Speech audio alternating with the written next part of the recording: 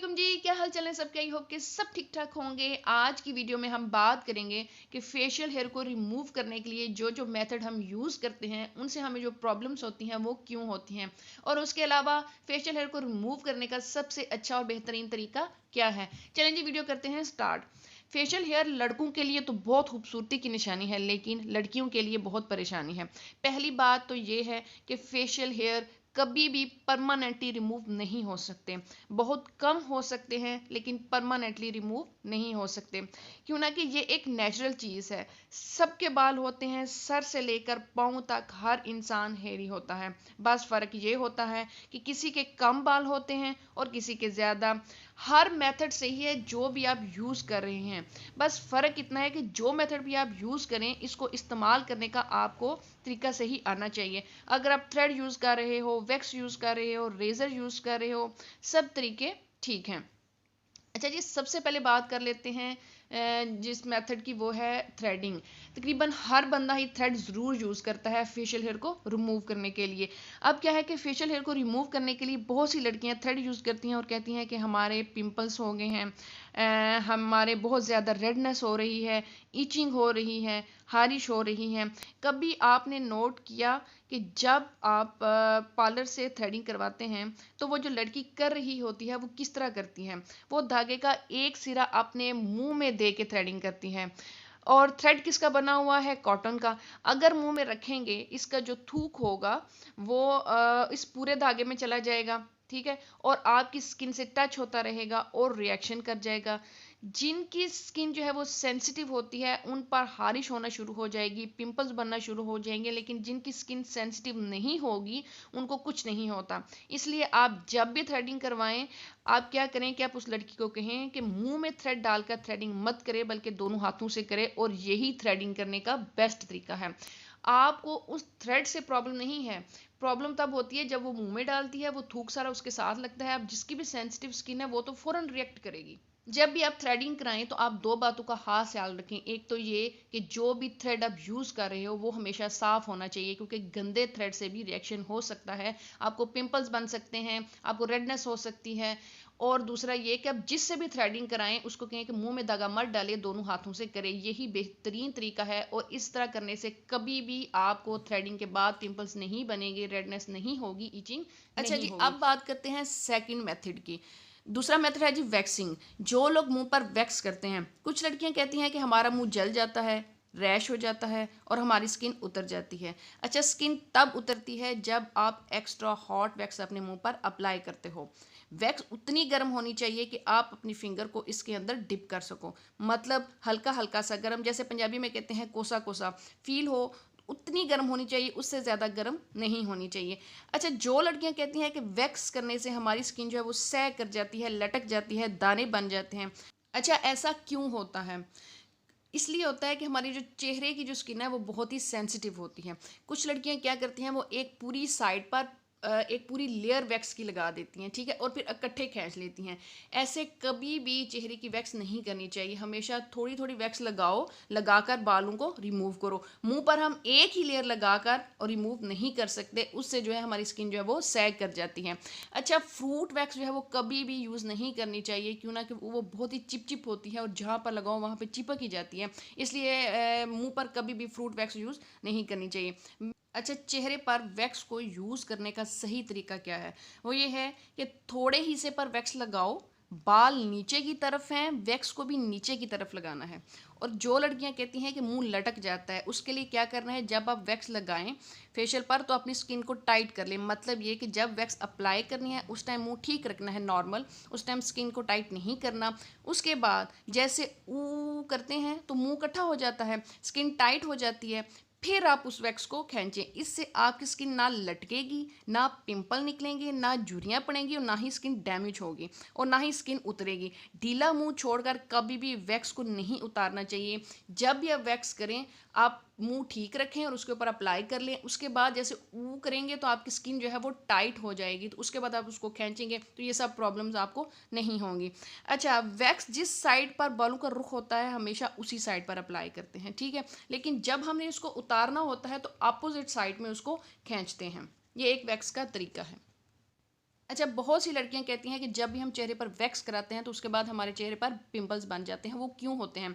Wax बालों को जड़ से उखाड़ देता है। अगर वैक्स पुराना हो या उसमें कुछ गंदगी चली जाए, जैसे एक ही डिब्बे का वैक्स कई लोगों की वैक्सिंग करने के लिए यूज़ किया जाए, तो उसमें कई बार बालों की जड़ में इन्फेक्शन हो जाता है और वहाँ पर घाव बन जाता है और उसके निशान कई महीनों तक नहीं जाते। और अगर वैक्स पुराना हो तो इन्फेक्शन उससे फंगल इन्फेक्शन हो जाता है, और अगर गरम गरम वैक्स भी चेहरे पर लग जाए तो चेहरा जल जाता है।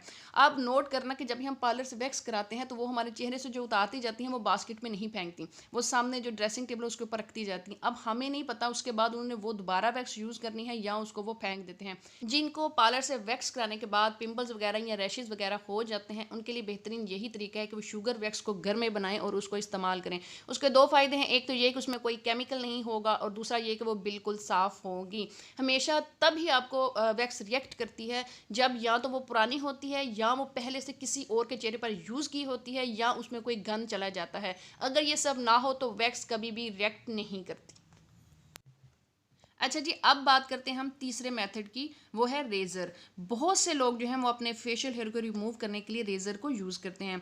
हम क्या करते हैं कि हम सूखे मुंह पर इसको इस्तेमाल कर देते हैं, जिससे हमारे ब्रेकआउट हो जाते हैं, पिंपल्स हो जाते हैं। सही यूज़ करने का तरीका हमें नहीं आता। अच्छा, जब भी हम वैक्स यूज़ करते हैं तो वो सीधे तरफ लगाते हैं और अपोजिट साइड पर हम उसको खींचते हैं, लेकिन इसके साथ ऐसा नहीं करना। रेज़र को हमेशा जिस साइड पर बालों का रुख होता है उसी साइड पर ही इसको यूज़ करते हैं, अपोजिट साइड पर इसको यूज़ नहीं करते।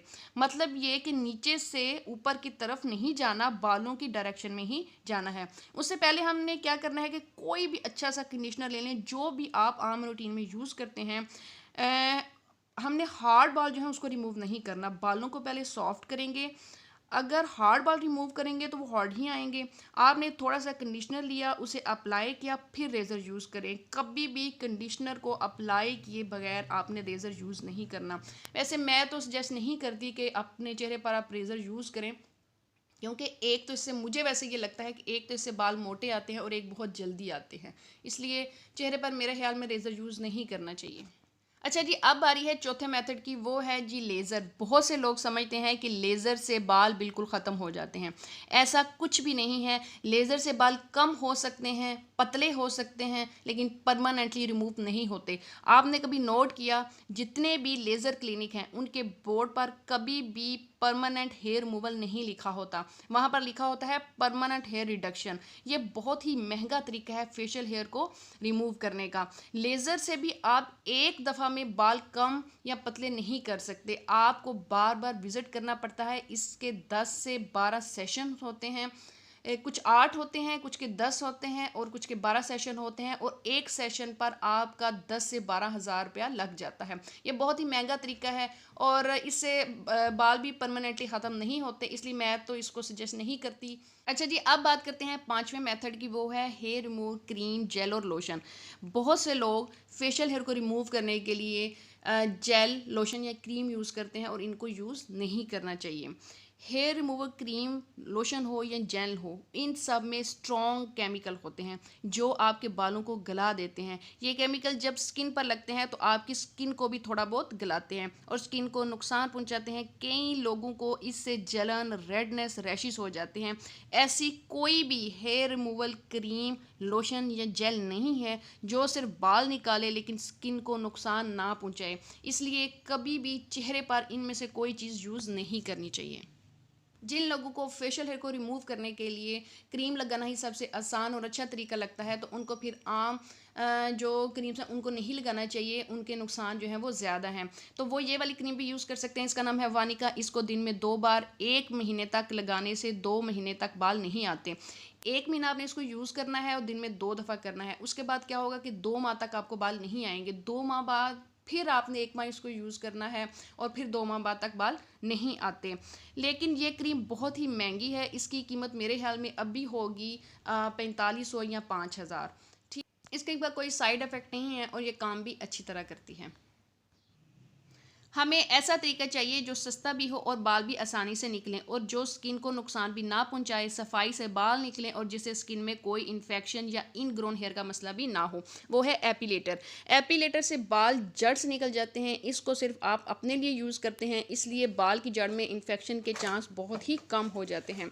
इनग्रोन हेयर का प्रॉब्लम भी नहीं होता और स्किन को भी कोई नुकसान नहीं पहुंचता। शुरू में कुछ महीने 2-3 हफ्ते में एक दफ़ा बाल निकालने पड़ते हैं, फिर आहिस्ता आहिस्ता बाल कम होने लगते हैं, फिर 1-1.5 माह बाद आपको बाल निकालने की ज़रूरत पड़ती है। ये मशीन जिसको एपिलेटर कहा जाता है, ये हर जगह से बहुत आसानी से मिल जाती है, लेकिन अच्छी कंपनी के लें तो अच्छा है। ब्राउन या फिलिप्स की ये बहुत अच्छी है। इसकी प्राइस मेरे ख्याल में अब होगी 5,000 या इससे कुछ ज़्यादा, लेकिन आपने सिर्फ एक दफ़ा इसको लेना है और आपने सारी ज़िंदगी इसको यूज़ करना है और घर बैठे आप बहुत ही आसानी से इसको खुद यूज़ कर सकते हैं।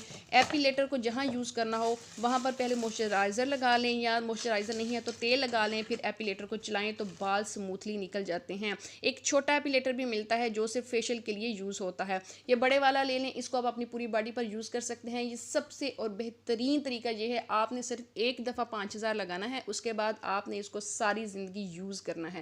इससे आपको कोई इन्फेक्शन नहीं होता। उसका फ़ायदा ये है कि आपने अपने लिए लेना है और आपने खुद ही यूज़ करना है, इसलिए इन्फेक्शन के चांस ख़त्म हो जाते हैं। असल में होता यूँ है कि हम लोग शीशा मुंह के पास करके देख रहे होते हैं और हमें लगता है कि हमारे चेहरे पर बहुत बाल हैं, लेकिन ऐसा नहीं होता। जो बंदा दूर से आपको देख रहा होता है उसको आपके चेहरे पर बाल नज़र नहीं आते। आई होप आप लोगों को मेरी वीडियो पसंद आई होगी। अगर आई है तो प्लीज़ मेरी वीडियो को शेयर कीजिएगा, लाइक कीजिएगा, मेरे चैनल को सब्सक्राइब कीजिएगा और मिलेंगे किसी नेक्स्ट वीडियो में। अल्लाह हाफिज़।